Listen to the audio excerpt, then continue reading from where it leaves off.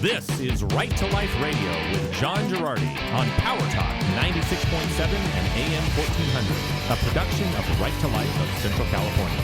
And now, here's your host, John Girardi. Right to Life Radio is proudly sponsored by Dizon Medicine and Dizon Medicine Urgent Care Plus.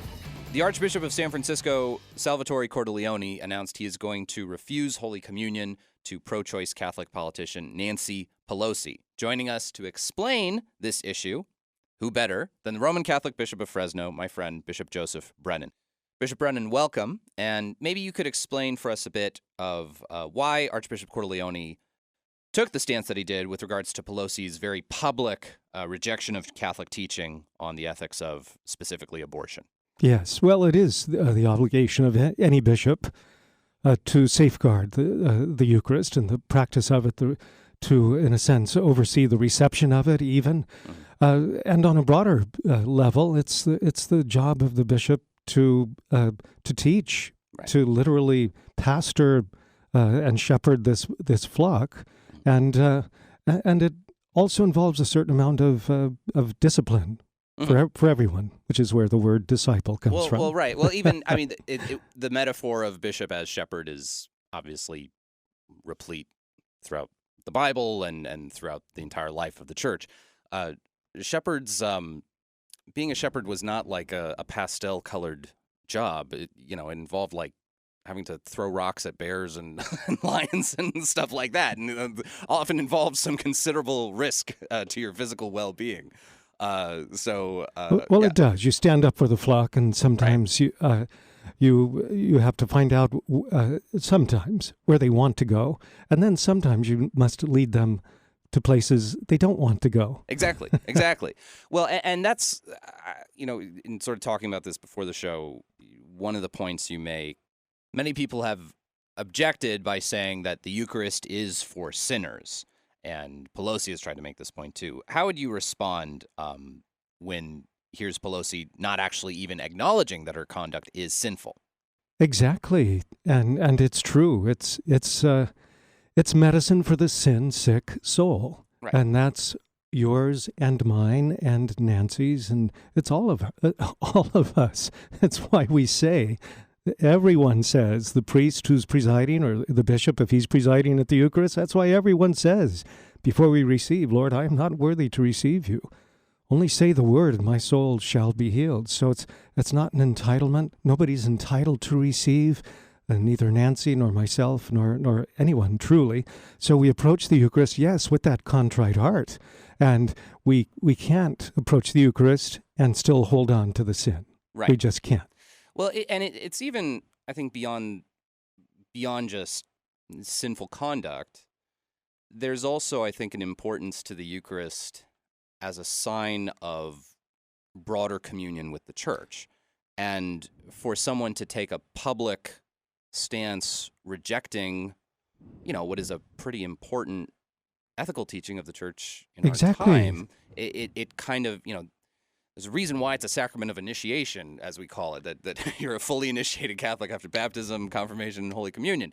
That the idea that you're separating yourself from the body of Christ, the mystical body of Christ, while trying to receive the literal body, blood, soul, and divinity of Christ. Yes. There's an enormous contradiction at play there. That is precisely why it is so problematic for a public figure, a Catholic public figure, who is perhaps in a sense radically pro-abortion, approaching the Eucharist, because on that symbolic level, we know it's much more than a symbol. Right. It is the body, blood, soul, and divinity. We know that. Right. But on a symbolic level, it's making a statement. It's a public statement when you walk up for communion. Mm-hmm. We are saying by that act, I hold, teach, profess, and believe everything that the Church does. Mm-hmm.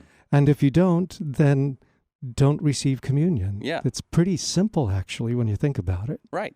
Well, and it's even, there have been some bishops who have been either tacitly or, in one case that I know of, explicitly critical of Archbishop Cordileone's stance, and have kind of gone to the extent of almost saying that I don't know what limiting principle they would have on allowing or disallowing anyone from receiving communion, which sort of makes me question. I mean, if Larry Flint comes up to receive communion, I mean, there's maybe you could explain the notion of scandal, as there's obviously a sort of popular understanding of that term and a technical kind of within the Catholic Church understanding of that term, and why the need to refuse communion to certain persons who are publicly doing wrong things is kind of important for safeguarding the Christian community. Well, the operative word is public, Right. And publicly. Public persona, public actions, public stances on certain issues. So when all of that is in play, then you have to, I believe, it has public consequences for us as a church. And I believe that is exactly gets to a very key element of what Archbishop Cordileone is trying to effect in this. And it was done with due diligence. We know that as well. He's been trying to inform and teach. He's been doing that for 10 years. Yes. Yeah. I mean, Archbishop Cordileone has been the Archbishop of San Francisco for about 10 years. He's been trying to interact with Pelosi, who has supported abortion that whole time and for years before.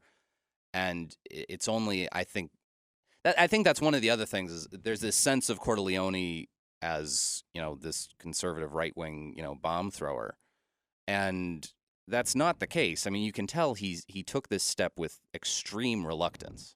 Absolutely, he did, and any bishop would. Right. There are further steps too, but you don't even want to go down that road. And we should all be reluctant to invoke any sanction publicly against. We'd be reluctant to do that, but there are times when we must do that to preserve the integrity of the Eucharist, to avoid scandal for the faithful, and for the good of the soul of the person. Right. Well, when people sort of ask about, well, what does scandal mean in this context? Like, I think our popular definition of the word scandal is like something bad happens that's embarrassing. Specifically, what it means in the Catholic context is something that's leading other people to sin. Exactly. And to see, the priest or the bishop after Mass, yucking it up and clapping a pro-abortion politician on the back and as if they're, best buddies and without a care in the world, that's a problem. Yes. Like, yeah, I mean, like it's and even more so, the reception of Holy Communion as if there's nothing wrong here with this person's relationship to the church. It's just something the church can't really abide. And I guess I would wonder, you have to have some kind of limiting principle. I guess I don't understand some of these bishops who have acted as though there is no limiting principle. I mean, have you?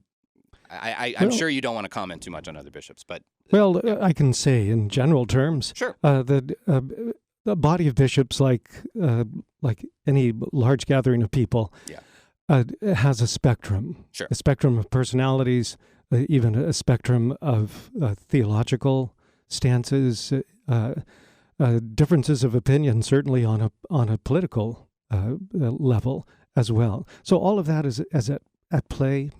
Too, but bishops are not exempt from learning. From being and that's for all of us, myself included. There's a collegiality, and we're at our best when we are in concert and in communion with each other. But I suspect there are moments in time and in history when that's not always possible. Sure. John Fisher comes to mind. Yeah.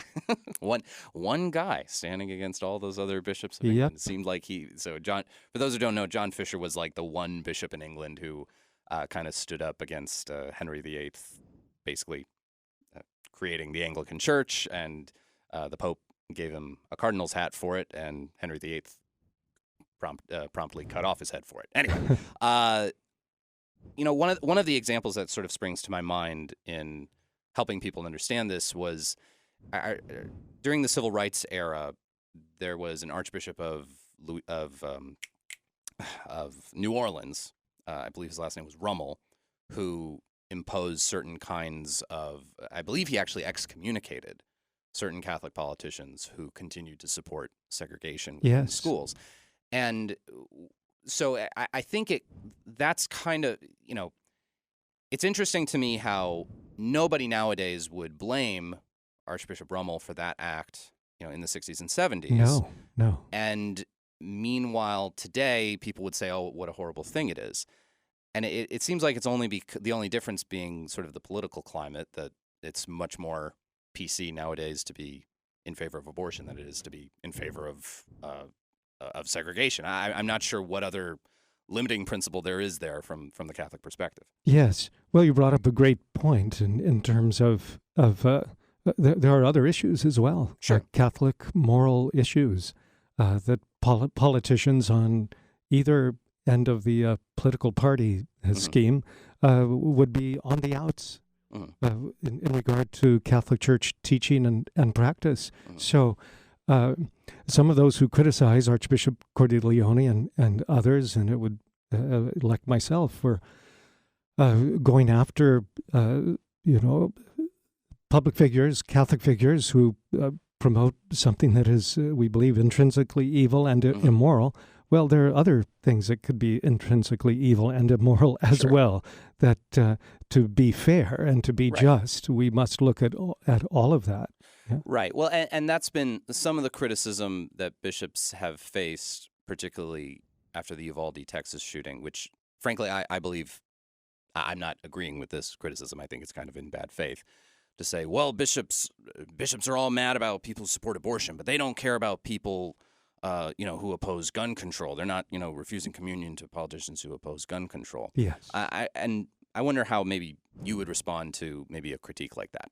Well, there are gradations of evil as well. I mean, certainly there are moral issues that there's a hierarchy. There is, and we have to, in a sense, triage all the time. Right. We have to go after, honestly, and I don't want to discount this at all. Sure. Of course, we're concerned about that. But as St. John Paul said, honestly, every right begins with the right to life. Sure. Everything flows from that. So if we can't really focus on that, then because we haven't focused on that, things like that happen. Right. Well, and it's even a thing, I think, of what is, quote, the Catholic response on gun control. I mean, there are very smart, well-meaning, faithful people who probably reasonably can take a variety of prudential stances on absolutely.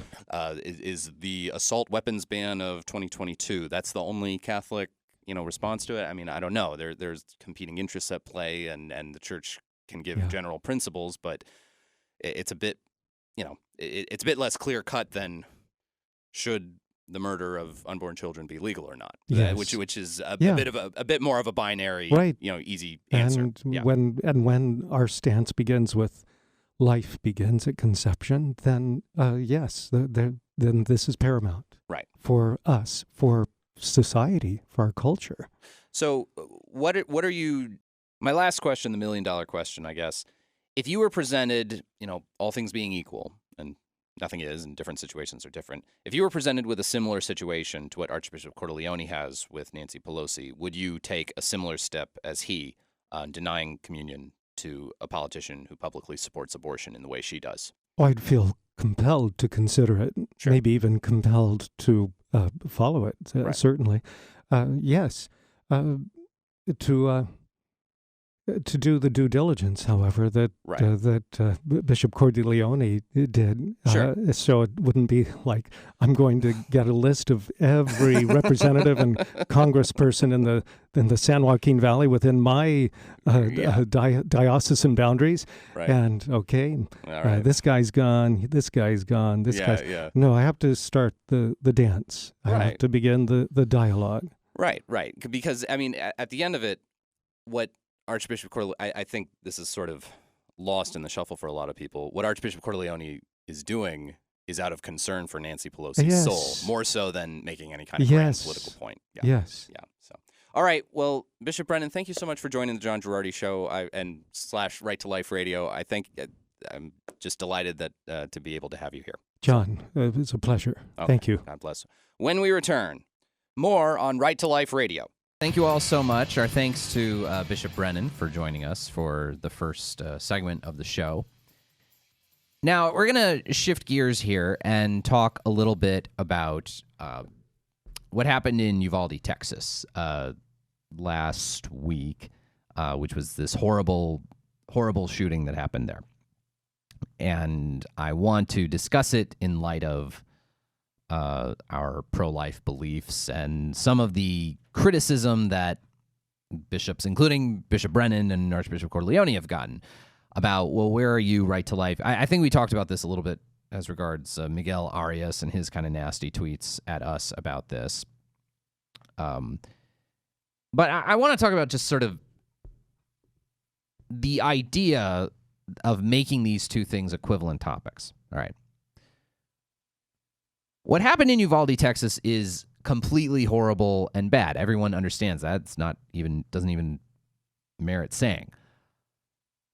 The problem is a disagreement over how to respond, a prudential disagreement among well-meaning people who all don't want to see innocent people die.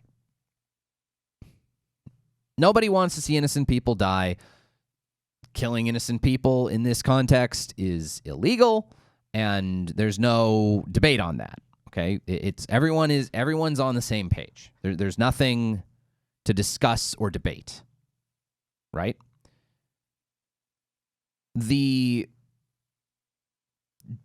So when you have a pro-choice person say, "Oh, you pro-lifers, you care about, saving babies from abortion, but when a school shooting happens, you're all pro-gun, you don't care." And I think it's just kind of the political optics of for better or for worse, the pro-life movement has found its kind of political home within the Republican Party. For better or for worse, the pro-Second Amendment crowd has found its political home within the Republican Party. Most pro-lifers tend to be Republicans, tend to be conservatives, and so the idea is that if you are pro-life, if you're a conservative, you are almost certainly hypocritical because you don't want various kinds of restrictions on firearms. And I think this is unfair in a number of ways. One of the things I think is true is that the media likes presenting a dichotomy, a sort of sucker's choice. Are you in favor of gun control or not? Are you in favor of legal abortion or not? And I think the reality of how people actually think about these things is actually far more everyone's in the murky middle. As much as I would like everyone in America to be 100% pro-life in the sort of fashion that I am, I recognize that's not the reality. Probably there are a lot of Americans who would ban abortion after the first trimester, and there are very few Americans who would 100% ban abortion. And somewhere in the middle is where you can get to 50%. I think if you ask, that most people don't like late-term abortion. The vast majority of people oppose late-term abortion. But a decent majority of people think abortion should be legal in at least some circumstance. Okay? I think it's also similar with gun control. And it's even more so because I think there is a sort of There's a bigger spectrum of positions you can take when it comes to gun control than you can with abortion. At the very least, with abortion, you can say at some point during this 9-month process, no to abortion or yes to abortion. You can say completely no or completely yes. There aren't a ton of options to choose from. With gun control, it's much more complex, I would say. Ban all private gun ownership in America. Is that the only acceptable position to satisfy a liberal that I am sufficiently pro-life? You can't be really pro-life unless you support gun control. Okay, well, what does support gun control even mean? Frankly, in the whole discussion of gun control, no one wants to see innocent people murdered. The difference of opinion rests in the question of, okay, how much are we going to regulate the use of guns in order to maximize the fewest amount of innocent people dying? How do we safeguard various kinds of interests of preserving people from potential tyrannical overreaches by government versus, how do you protect the interests that an individual has to protect himself? What kind of weaponry is necessary for that? What kinds of weaponry you restrict? I think it's a really bad faith thing for people to say, well, unless you support gun control, you're not really pro-life. Well, what does that mean exactly? Nobody supports innocent people getting murdered with guns. The question is, what gun control policies do you support? Nobody supports unrestricted use of any kind of weapon possible, up to and including nuclear warheads. But do I have to support all the way completely banning all guns from America? Good people legitimately have prudential disagreements on this topic. So I don't think you should equate a bishop who's not as vocal on gun control, where the, quote, correct answer is harder to discern, versus a bishop who's clear on the teaching of the Catholic Church, for example, on abortion. When we return, we'll have more on bad California legislation gearing up for the California March for Life. That's next on Right to Life Radio. World. All right. I want to talk a little bit about some more California legislative stuff and a kind of confession on my part. A confession about maybe majoring the minors and minoring the majors a little bit. So let me explain what I'm talking about. All right. AB 2223 has been the dominant bill we've talked about this year, Jonathan and I. And I think it's because it's so shocking, it's sort of almost been a bit of a red herring. Now, I don't want to undermine its significance. It's legalizing a whole new category of abortion in California. It's bad. It's really, really bad. And it's so bad that it's been really, really animating for California pro-lifers. And I'm upset that it seems like it's still progressing. It's been amended, but I don't know how meaningful the amendments are. I think it still covers up the possibility that it provides for the possibility that various acts of infanticide, wrongful fetal death, wrongful perinatal death, are going to be covered up, and it's not good. It's not good. And I hate talking about this in a kind of transactional way, but I do think, like, already the state of California is not going to investigate late-term abortionists on the charge that they're not providing care for unborn children who survive a late-term abortion attempt. I don't think the state of California is really going to investigate a late-term abortion provider who maybe does deliver the babies first before killing them. This bill would ensure that would never happen, but I don't know that they're really enforcing that right now anyway. So sad to say, I don't know that this bill would necessarily make an enormous difference. It certainly is going to I think it could lead to more instances of maybe boyfriends beating up their girlfriends to induce a miscarriage, and maybe some of them getting away with it. As horrible as that is, I think it almost can't be compared, though, to SB 1142. And we haven't talked about it enough. Because I don't think maybe I gave enough of a kind of how country altering, not state altering, nation altering SB 1142 is. So for those who don't know, let me explain what SB 1142 does. SB 1142 sets up a fund to pay for out-of-state persons who live in states where abortion is illegal or legally limited in some way, all right? And this is fully anticipating that Roe v. Wade will be overturned and that states will pass laws to limit legal abortion. So with that expectation, California is passing this law, and so California is going to pass this law, and it will allow people who live in those states to fly to California to get abortions, to have their travel costs paid for by the state, the cost of the abortion paid for by the state, their lodging costs paid for by the state. All this stuff to be paid for by the state.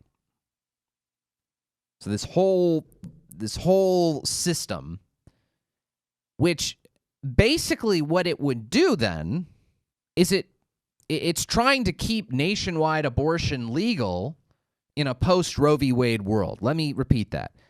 What this bill tries to do is try to make nationwide abortion legal still in a post-Roe v. Wade world. In a post-Roe v. Wade world, some states would have legal abortion, other states would have illegal abortion.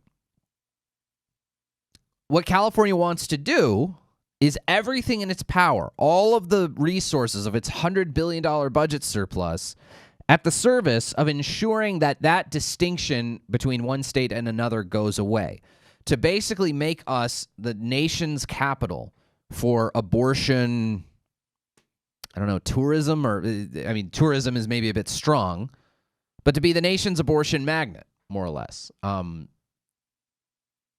I don't think we talk enough about how much this changes the game, how much this changes the conversation. And really just the question of how sustainable is this, okay?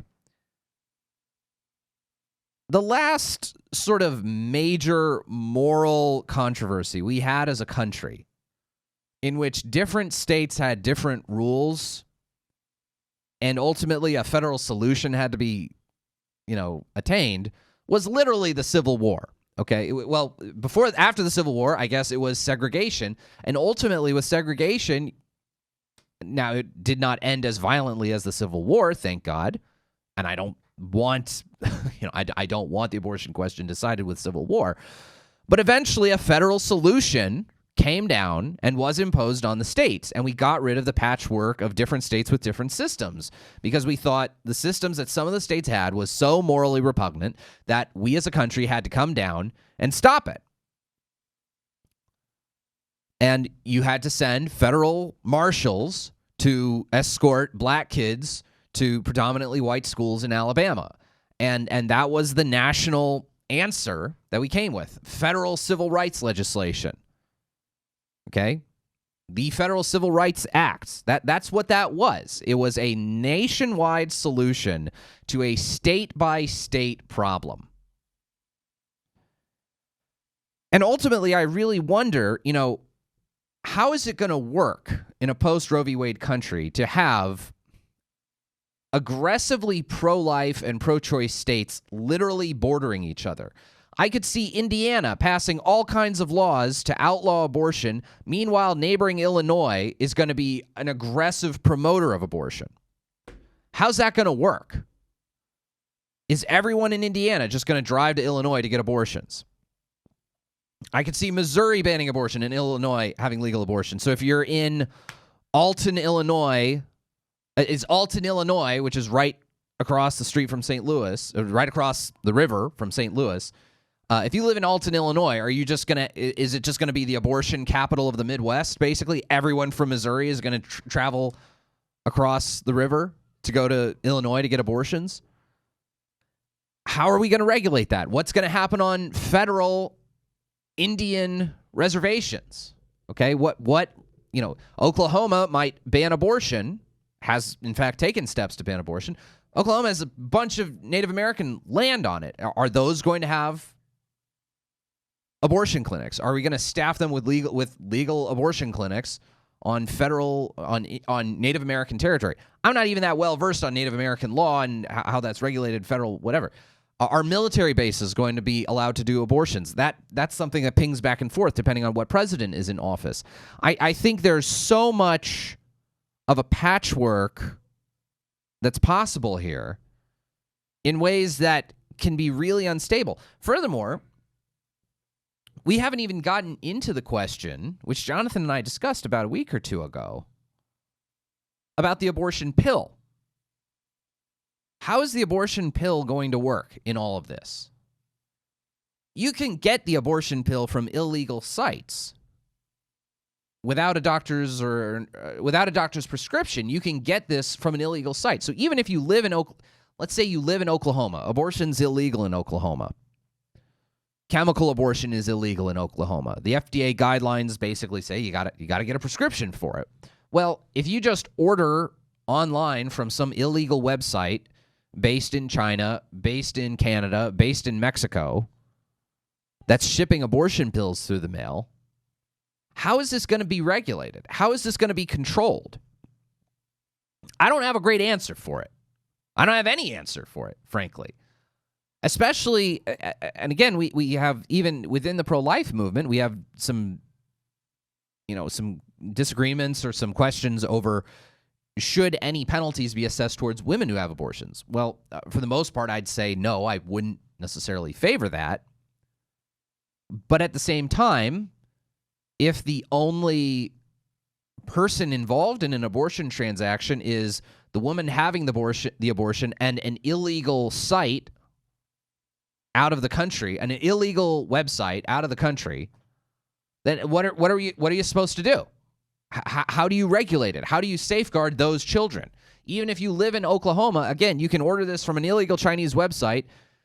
The current Oklahoma law they have, which they more or less copycatted the Texas abortion bill. The Texas abortion bill allows you to sue anyone except the woman for performing the abortion. Who is stopping any woman from Oklahoma from ordering an abortion pill from an illegal Chinese site? Nobody. So how do you regulate that? How do you enforce that? And long term, I think this is something important.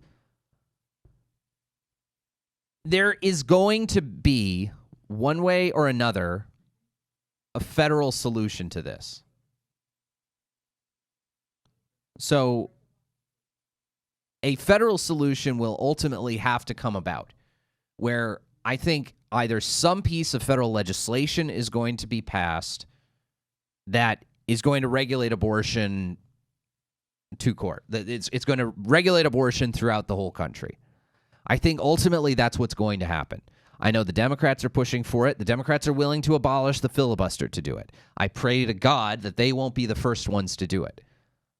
Will Republicans have the numbers, the willingness to get it done? Republicans have in the past introduced bills to ban abortion after 20 weeks of pregnancy. Republicans have introduced bills to ban abortion at the federal level at different stages. Will Republicans have the spine to do it? Will Republicans be too seduced by some of the ideas of federalism that, well, abortion is just a state issue. It should just be decided by state legislatures. Well, how is that going to work? How is the FDA going to regulate abortion pills? How are we going to regulate, how are state governments going to prevent people from getting abortion pills shipped to them from across state lines, getting abortion pills in one state while they live in your state? How is that all going to work? I think the whole framework of this is so patchy. And finally, here's California with SB 1142. California enters this picture saying anyone from anywhere in the country where abortion's restricted. We don't care if you live in Alaska. We don't care if you live in Florida. If you live somewhere where abortion is restricted, come to California. We'll pay for your flight. We'll pay for the abortion itself. We'll pay for childcare for your kids. We'll pay for the whole deal. I just don't see what is the long-term resolution of this. How on earth do we get how on earth do we resolve this question of, how is abortion regulated in this country? I think just like with slavery and just like with segregation, ultimately it came to a federal solution. I think it's going to come to a federal solution for abortion. All right, we'll be back with more Right to Life Radio right after this.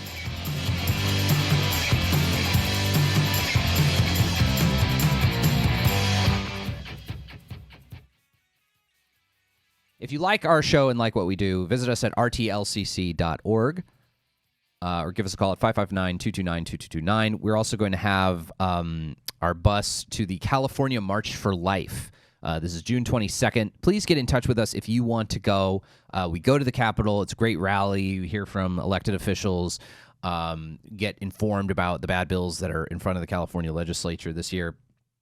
It's a great thing. June 22nd, we'll be leaving here from Fresno. Get in touch with us at Right to Life, 559-229-2229 if you want to join. Okay, the last little bit of the show, a little bit of levity here. I have here a graph, and it's a graph of Google interest trends. Okay, trends of Google interest over time, okay? And it basically, Google has these ways of measuring and comparing different search terms or related search terms to see how interested people worldwide are in a given topic. And what I have here is this graph comparing Will Smith versus Roe v. Wade. Okay.